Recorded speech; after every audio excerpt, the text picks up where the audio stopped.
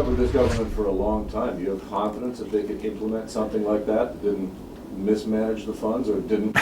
Do I have confidence the Ontario government won't mismanage? That's a tough question. And laugh we do, I guess. Ontarians are about to be hit with a new tax, as we've been talking about. It'll be spun as something that we need to do to protect the environment, but make no mistake, it is nothing more than a cash grab that will drive prices up and won't necessarily solve any of the Liberals' money problems, because, as you well know, they are addicted to making bad decisions, scandals, and corruption. And so, therefore, whatever money we give them in new taxes, I don't know where it'll go, but I know it won't solve the problems. BC tried it, and it failed. Let's bring in JJ McCullough to talk about something that we are about to see here. It was never campaigned on, JJ. You know, capping gas was never talked about, this fuel tax, during the election, and now Ontarians are going to be stuck with it. And it's something BC put into place, and it's done nothing there but cause problems and higher prices for people. Yeah, and I mean, in some cases, the two provinces' experiences with this are not completely analogous, because it does seem that while the Ontario government is doing this as a sort of naked cash grab, particularly at a time when gas prices are low and they're suspecting that people won't notice it, in British Columbia, it was done much more as just this kind of nakedly ideological exercise. I mean, British Columbians, we lived for a decade under the reign of Premier Gordon Campbell, who was our Liberal Premier, who was a very erratic man. I mean, you would just wake up one morning and read the headlines, and some new idea had popped into his brain that was now going to be imposed on the province. And one day, I guess he watched one of Al Gore's movies or something, and then just sort of abruptly decided that we need a carbon tax. So we have a carbon tax in British Columbia. It's about 7 cents a litre on gasoline in this province.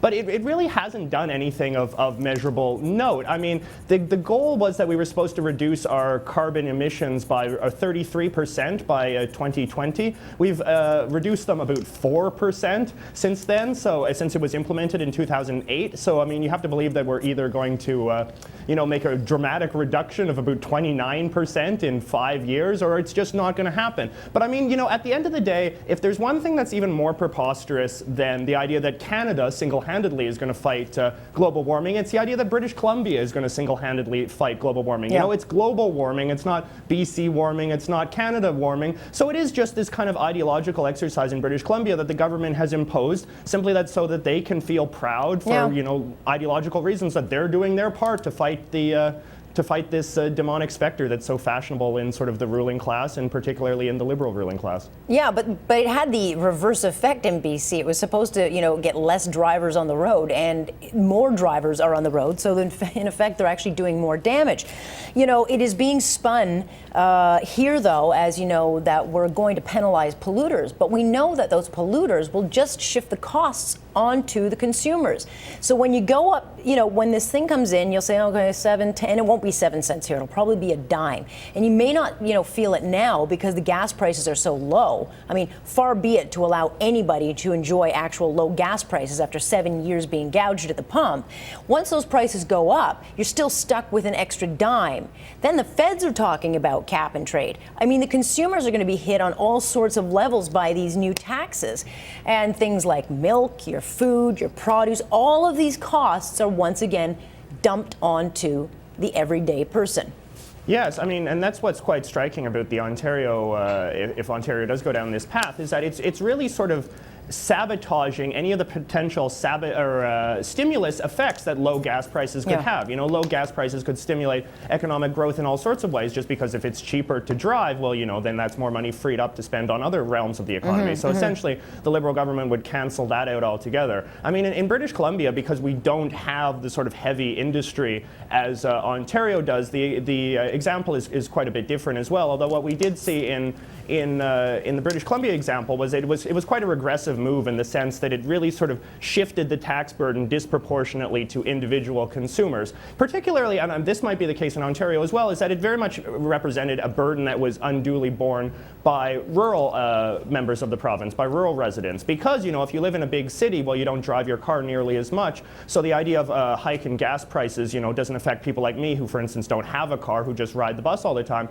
But if you live in a more remote, rural part of the province where you have to drive a lot, if you're a trucker or you just have a very long commute to work every day, well, then absolutely you feel the blunt of the burden a lot harder, which I think is very much what happens when you have a government that's disproportionately dominated by, the big cities, where their base doesn't really care. They listen to urban people, they listen to sort of fashionable environmental scientists who are very inclined towards some of these theories for ideological reasons. But yeah, it's definitely a policy that doesn't take for granted a large segment of the population.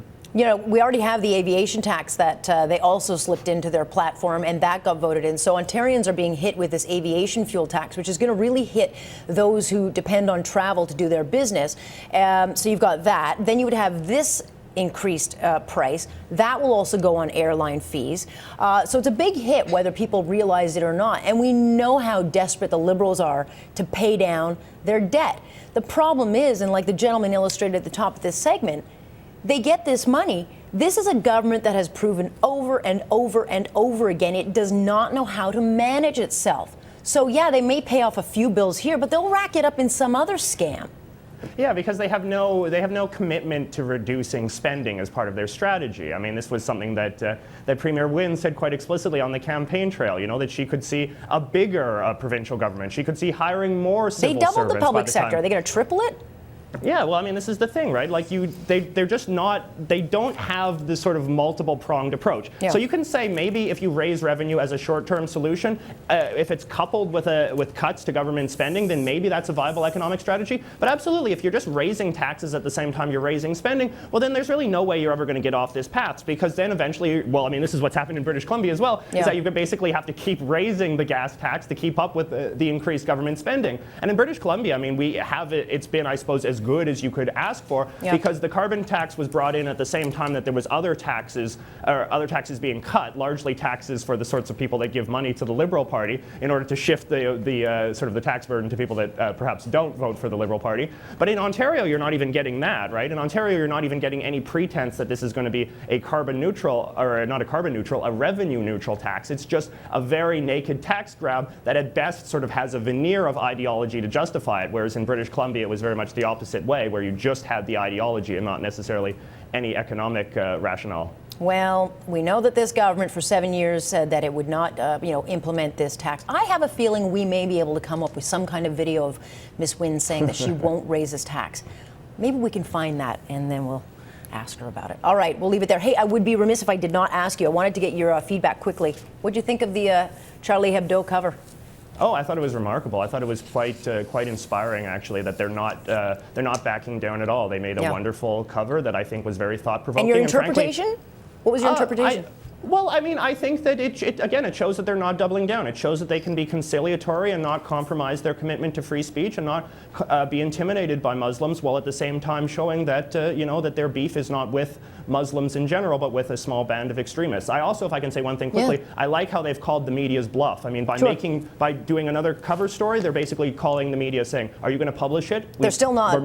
They still aren't. Look, we are at Sun News, the National Post still is, but most media are blurring it. Even this cover, which to me was a big thumb in the terrorist's eyes that illustrates a big F you, if I might be able to say that, not get into trouble, but to say, hey, we're bigger than you. We're not even going to go out of our way to be provocative. We're just going to put this picture out there with a somber-looking Mohammed saying, all is forgiven. To me, they took the high road and made a very, very poignant point, shall I say. Absolutely. And again, they're calling the media's bluff. How do you justify not publicizing something that is so newsworthy in this case? Yeah, it'll be interesting to see what the fallout, if any, is, but interesting times, JJ. I wanted to get your thoughts on that before I let you go. I got to let you go and say goodbye.